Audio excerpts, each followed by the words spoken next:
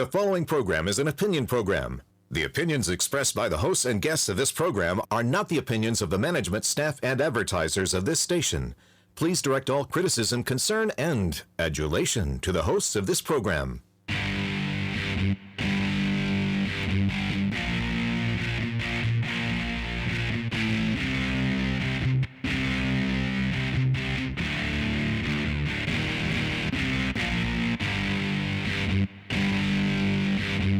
Welcome to Alabama Politics. This week, I am Dale Jackson. I'm a radio talk show host. You can hear my shows across the state of Alabama from 5 to 9 a.m.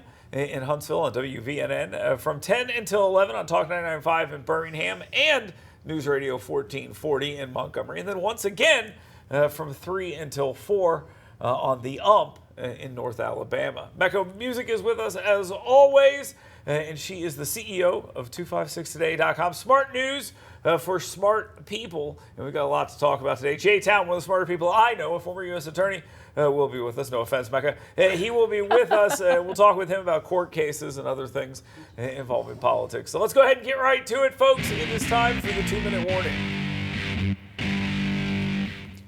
All right, Mecca, let's talk about the DNC. This is insufferable. I'm just going to be completely honest. It's not necessarily what they're saying. I mean, I disagree with what they're saying, but that doesn't really bother me. It's the false joy. I mean, really, that's the thing that bothers me. We're all so happy, aren't we happy? Aren't we happy? Aren't we happy? And it's this thing going over and over and over again. I find myself looking at this and going, yeah. I'm glad you're in a good mood, but like, is there anything you'd like to do? Do you have any ideas or anything like that? This is truly a absolutely vapid last couple of days. And by the way, the Republican thing was silly just as well. But at least they were saying things they wanted to do or claim successes for things. Well, and they had Hulk Hogan. And they had Hulk Hogan. So, of course, I'm obviously for that. But at the same time, I mean, it's just like, guys, what do you want to do here? Like, what? Like, so far, all I've heard is, man, America sucks. But we're happy about it. And don't worry about the fact that for 12 of the last 16 years, Democrats have been in control. It's Donald Trump's fault. Like that's the gist of it. If they're not talking about Trump, they're talking about abortion. Yes. They're definitely not talking about inflation. They're not talking about crime. Right. And they're not talking about their plans. Mm-hmm. But they're happy. Yes. And this is a person. They've made it clear we're running on personality. Correct. Now, here's my question for you. How is it being received? Well. Exactly. So they're doing exactly what they need to do. If you're looking at it just from a strategic standpoint, they're being very successcul. Oh, yeah, no, that is not the question. I mean, it is not. I mean, your question is pretty ridiculous anyway, though, Dale. Unending, insufferable joy. That's not even a question. Well, no, it's unending, insufferable joy. Oh, okay. So my mom loves David Muir. Okay. On ABC, and that's where she gets her news. Okay. And the perspective that's going out every day yes. on ABC, CBS, NBC, on the newscast, those 30-minute newscasts, the old people sit down, I love David Muir, he's the greatest. They're getting the insufferable joy. Uh-huh. Oh, everything's more positive. Those other guys just so negative about what's going on. So negative. And I look, if it's a personality battle, Trump loses. If it's a battle of idea, Trump wins. I think it's going to be a battle right now. But they are successfully shifting it to personality. Oh, my God, yeah. Okay. I mean, forget about the fact that, like, Tim Walz lied about every aspect of his life. That we've gone from Mr. Command Sergeant Major to it being one line in the speech where he said, oh, yeah, I joined the National Guard. Okay, I mean, just absurd. We'll talk about that with Jay Town here in just a little bit. Let's move on to the next thing. Let's talk about voting here. There's a couple things going on with voting. Late in the week in Arizona, there was an approval by the Supreme Court that says you can ask if people are American citizens before they vote. I know, it's crazy. They actually want to do that. In Alabama, the Secretary of State, Wes Allen, found 3,000 plus individuals on the ballot or on the voter rolls who may not have been right to be there. This could be illegal immigrants. This could be immigrants who are here but are still not supposed to vote. There's a lot of different things we could be talking about in this situation. So they want to clean up the list. And anytime there's an attempt to clean these list ups for any reason, it is seen as an attempt to suppress the vote, etc. Even though, as long as I've been voting, I can't think of a single time I've seen someone trot it out with David Muir on ABC News, and he said this individual was suppressed and couldn't vote. You know why? Because it doesn't happen. But they still make this argument that that's what this is about. Who is against this? Oh, there are people who are not supposed to be voting, but they're on the list. Yes. Who is against cleaning this up? Well, obviously, there's a long list of organizations that are against this. They are basing their arguments or their stance against West Allen's, Secretary of State West Allen's movements or actions based on the list is not complete, it's insufficient, you can't base it on this. That's what their argument is on. But I don't think anybody should. They might. Necessarily disagree that that's part of election integrity. I'll tell you, there are plenty of people that disagree with election integrity efforts, including voter ID, this stuff. But here's the beauty of the whole thing. If someone is incorrectly removed from this and they go to the polls, there's a challenge process. The provisional ballot? Yes, there's a challenge process here that is in place. And I would like to see that play out because I want to hear about all these people who, I went to the polls and I couldn't vote because they took me off the list because they're so mean. And I just want to see that story. And trust me, if it existed, we'd see it. Okay. That person would be speaking at the DNC. You're talking too much and you ran out of something else I wanted to bring up. Like we're talking about strategies and stuff. Wes Allen is doing such a good job of putting out statements, comments, and I mean this is his job. Yep. This is his job. Elections, make sure they're done well and everything is above board and You're order. about to ask me, is this a campaign for governor or lieutenant governor? Or Lieutenant something like governor. That? Possibly, but he's got another term as Secretary of State, so I think he'll be fine there. I look at it like this. It's very successful is all I'm saying. If that would be I got you. John Merrill, same way. Keep him out of his problems, and that guy could have gone on and done a lot more things. Right. He still may. One more thing here. Who's against this? Well, why would you be against this unless you thought you benefited if you didn't remove people from the rolls? Just think about that for a second. So the people who I think it's more just a hot topic on both sides. Okay. Rather than the actual repercussions. Listen, Republicans think they benefit from removing people from the list. Okay. Democrats think they benefit from having people on the list who aren't supposed to be there. Those are the facts. That's a fair take on that. All right, moving on. Let's talk about the DNC again and IVF. Did I mention Tim Wall lies about everything? Military service, coaching, DUIs. IVF, apparently, he lies about as well. Now, how big of a deal is this that he's lying about this? Well, it's not. It's just accumulation of lies becomes one big giant lie. Now, he's one of these individuals who came out and said, well, if it wasn't for IVF, I wouldn't have a kid. It's a very personal thing to me. And his wife's like, it wasn't IVF. It's like, oh, okay, well, I guess we shouldn't talk about it. They had a completely different process that is completely out of this conversation. Alabama keeps coming up at the DNC, and I think it's unfair. I'll just be completely honest with you. Alabama came in and said, the court did what? Okay, why don't we take this supermajority Republican legislature, go down and fix this law? Not a complete fix, not a total fix, but a fix that allowed these places to reopen. Yet it continues to come up. J.D. Vance offers up a bill and Katie Britt's involved in that too, Alabama Senator, says, hey, let's protect this IVF process, take away Medicaid funding if they don't allow it. It gets voted down because it doesn't have enough abortion provisions in it. So let's be honest about this. The way this is being framed at the DNC is a lie. And how does this issue remain? Because if you were a member of the media and you did 6 seconds of research, you would find the issue remains because it is not all the way. It's not all the way put to bed. You know that it's going to come back up in the legislative session, and we have this argument. There is a vocal contingent who is against the current form of IVF. Okay, they're going to take their L, and they know it. Okay, they may be speaking out about it. But it does exist. Okay, so we won't fight about it this week, but it does exist. They want to be able to say reproductive freedom as opposed to say abortion, and this gives them that. That's all this is about. The other point, though, is we have talked about this numerous times on the show. This is a very effective message and strategy for the Democrats. Of course, they're going to bring it up over and over again. And if you want to be mad at the Alabama Supreme Court for making this a nationwide issue. Hey, listen, I'll just say this, and I know you're not saying this as like you're promoting this or anything like this, but just think about this. On every issue, I say, yeah, but that's not the way it is. And you're like, yeah, but it's good strategy. I get that, but it's like I think sometimes, I mean, if it was the other side. I agree with you. Okay. You're right. Okay. It is very good politics. Okay, so it doesn't matter if you're right. It matters if this is really good strategy. I would disagree. I think it matters if you're right. It matters to you. I should be able to also say, that's a good.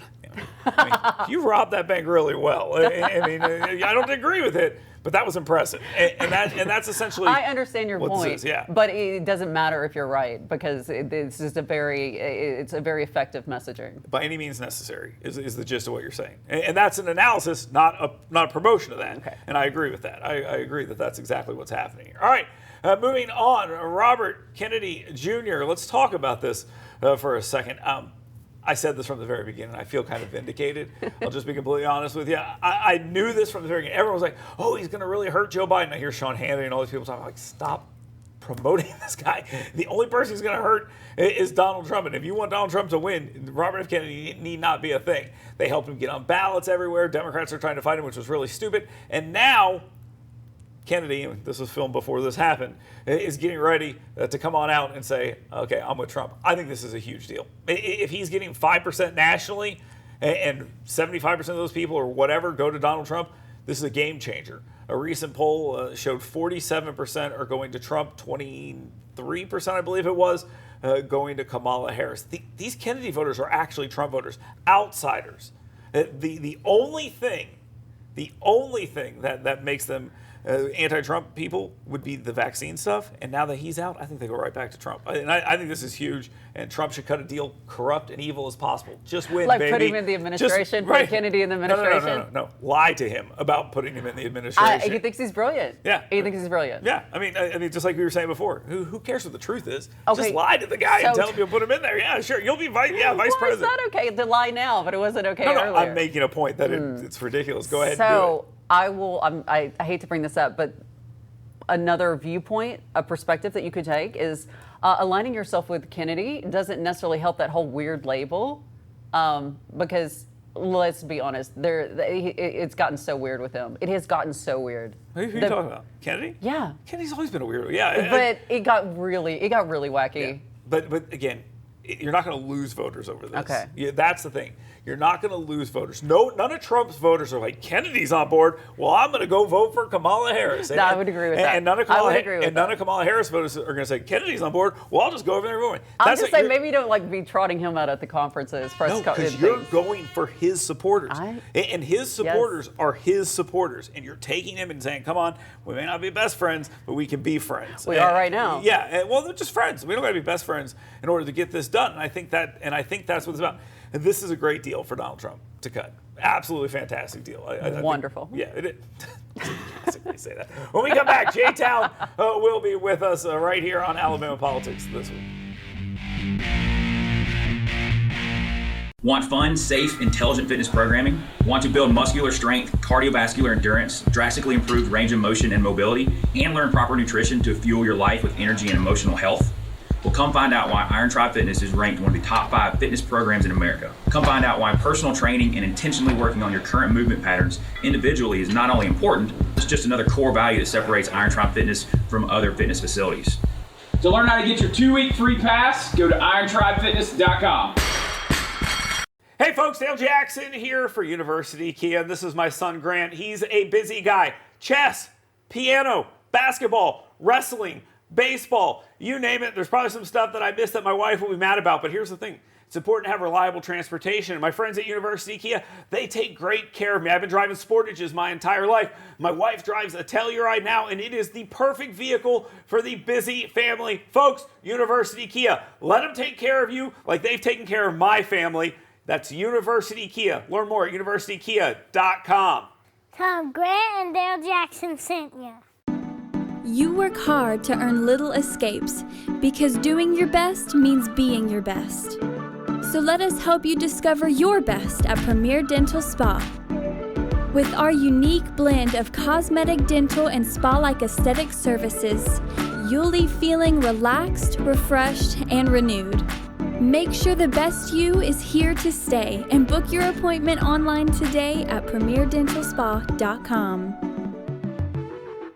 Attention! This is a public notice from the Social Security Disability Helpline. If you're one of the millions of Americans who are disabled and unable to work, you may be eligible for disability benefits from Social Security. Receiving benefits is your right. If you suffer from physical or mental disability, whether you're applying for the first time or you've already been denied, we can help. We'll evaluate your situation and deal with Social Security on your behalf. Best of all, there's no fee until you receive your benefits. Remember, we only get paid if you win your case. There are many reasons and conditions that may make you eligible for disability benefits. Many of them you may not be aware of. So if you're disabled and unable to work, call now to get started with your free, no-obligation consultation.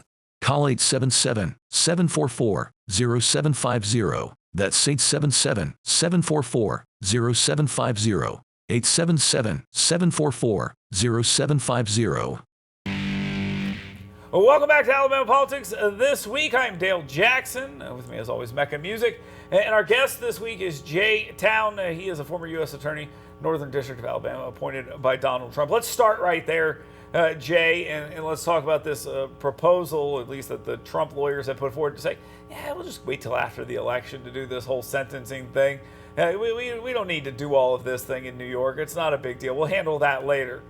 Any chance that's going to go anywhere, or is he going to be sitting in a courtroom and potentially led away in handcuffs? Well, no, he's not going to be led away in handcuffs no matter when he's sentenced, but I do think there's great potential that it's going to push back to November. Remember, this is September 18th, that Alvin Bragg himself does not object to a continuance of the sentencing hearing so they can continue to work through the issues posed by the Supreme Court's immunity decision. So any continuance should necessarily take it past Election Day in November. I have no confidence in Judge Merchan to do the right thing, to recognize that he has let in a mountain of very relevant, highly prejudicial evidence that is subject to immunity, which it's not just you're immune from the activity and being prosecuted for those activities, but evidence of those activities, like tweets, like meetings with people in the Oval Office, meetings with staff like Hope Hicks, speeches that were given, any type of behavior that he displayed while he was in the Oval, all that evidence is inadmissible under the Supreme Court's ruling. So it's hard for me to understand how Judge Merchan couldn't do the right thing, but he's proven thus far his absolute commitment to doing the wrong thing. He's the worst judge since Judge Ito in America, and his commitment to being wrong is quite impressive. So I guess what you're telling us is it's very likely we could see this, even though the prosecutor says, yeah, that's fine, kick it back. I mean, there's got to be a lot of pressure on these guys in democratic state to go ahead and actually see this all the way through, right? For sure. I mean, Merchan is definitely going to want to see this through. I don't believe that he's going to dismiss the conviction and make Alvin Bragg start over. The problem for Merchan and Alvin Bragg is that any competent court of appeals is going to dismiss this conviction. Remember, right in the middle of this, the appellate court in New York, which is like the Supreme Court everywhere else, overturned the Weinstein case based on very similar prejudicial evidence that was admitted that should not have been admitted in that trial. And that totally excludes the Supreme Court's opinion as well. So, and Trump also has a right, I believe, to an interlocutory appeal, which means that he's able to appeal Merchan's denial of this evidence being prejudicial and therefore reversing the conviction. I think he's able to appeal before sentencing to a federal court. So Merchan's in a bad spot. When you're a bad judge, this is the type of things that happen to you all the time, so I'm guessing he's used to it by now. Jay, let's talk about, though, the impact of these charges, of this specific case. What impact, if any, is it having on the election? Mecca, it's hard to tell with folks, but the polling immediately after the conviction and in the months since hasn't really impacted him at all. In fact, it was a boon for fundraising. It's been, I think that most people that watched that trial or followed it at all, they understand that this is exactly the lawfare that Donald Trump's been talking about. That weak case, that weak judge, that weak prosecutor in his 56 regular suit. These are the people who are just targeting Trump. And then when you have at the DNC this week a state senator from Michigan who walks out with, the Heritage Foundation's Project 25 and claims it's Trump's, and then goes on to say that Trump is going to weaponize the Department of Justice against his enemies. It was one of the most, and there's been several, one of the most tone-deaf moments of the entire DNC. Okay, so you mentioned that. Hold on, let me interrupt you there, and let me ask you this, because this kind of goes into my next question here. You talk about at the DNC. I mean, if you had like a word cloud, the number one thing would be Trump. The number three thing would probably be the word abortion or reproductive rights. The number two thing would be, 34 felonies. I mean, that's what they're saying. So I think the impact on this is at least giving them something they think they can bludgeon them with. Do you agree with that? Well, I mean, so who are they talking to, though? Like, does an independent, undecided voter, do they really care about the 34 felonies? Maybe, Dale. I mean, you could be correct. They're certainly going to continue to use it against Trump all the way up until after the election, and then throughout his presidency if he is elected. But I don't know that anyone really looks at that case and cares much about it. I don't. Is there any chance it gets tossed? Is there any chance it gets tossed? And I know you're talking about the judge and all these other things. Is there any chance this thing gets done with before the election? I know you said the sentencing will get moved. Is there any chance they do have an appeal that kind of tosses this whole thing out? No, because even if Mershon ruled on the 18th and then it was quickly appealed, none of that would be decided prior to the first week of November. The only way it could get tossed before the election is if Mershon took the time to read the immunity case and did the right thing and dismissed the conviction. Okay. But I just don't have any confidence that he would do such a thing. I don't think President Trump does either. I've been following you on social media. I talk to you once a week on my radio show. And you've been very outspoken on the Tim Walz stolen valor stuff. Not technically stolen valor by legal definition, which is one hell of a talking point for CNN to hang on to. But the fact of the matter is, it went from command sergeant major, veteran, this guy was in Europe, deployed with soldiers, all that stuff, to one line during his speech where he said, I joined the National Guard when I was 2 days after I turned 17, and then nothing else happened. It's like literally, that's basically almost a quote what he said. Are you surprised that they've dropped that pretty much from the rhetoric? Well, I mean, they sort of had to, because when, this is, Kamala Harris's biggest first decision to pick her running mate, and this was supposedly his counter to J.D. Vance going to Iraq. This was a big selling point Tim Walz had, and it shows you the type of vetting that the Harris team really has, because this wasn't new news. This didn't just break. People had been saying this for a while. But it is the original sin of military service. I spent 12 years, I know you served, Dale, 12 years in the Marines, and my service in the Marine Corps, I served during 2 wars. Yes, I did. But I fought my wars from Camp Pendleton in California and from the conditioned air of the Pentagon. I've never confused that with carrying a weapon of war in battle in a battle zone, in a war zone, in Iraq or in Afghanistan. And Tim Walz has deliberately given people either the direct impression or left them with the impression that he deployed to war, and he didn't. And also, I was a major when I got out of the Marine Corps, very proud of that rank. I could have been a colonel or a general officer, no doubt in my mind, if I had stuck it out, but I got out as a major. I don't tell people I was a lieutenant colonel because I was in a lieutenant colonel's billet when I was in the Pentagon. He's not a retired command sergeant major. Anybody getting their retirement knows what their GS level or their government level was when they retire from government jobs, because it comes on your paycheck every 2 weeks and on your W-2 at the end of the year. So, the guy's a fraud. Everything that comes out of his mouth is a lie. I'm not even convinced that his name is Tim at this point. He's an embarrassment to veterans everywhere. And the Trump campaign, you're going to see, because remember, we have October 7th and we have 9/11 coming up in the next 6 weeks. Those are moments where Tim Walz is not going to be able to say a word. And I guarantee you're going to see Medal of Honor recipients, even friends of mine, that are global war on terror veterans where they got their medal. And you're going to see Vietnam veterans where they got their Medal of Honor, nation's highest award for valor. And they're going to be talking to and about Tim Walz directly. Before Mecca asks this last question, I just want to say something. This is what Tim Walz should have done. Jay Town a second ago said he'd served 12 years. It kind of sounded like maybe I had served 12 years. I did 4 and then did some reserve time. Just want to be clear about the record. Go ahead. Sure. Mecca. Sorry Thank about you for that. clarifying. I did 12. Right. Yeah. Jay, I wanted to ask, have you been watching the DNC this week, and what is your take on it?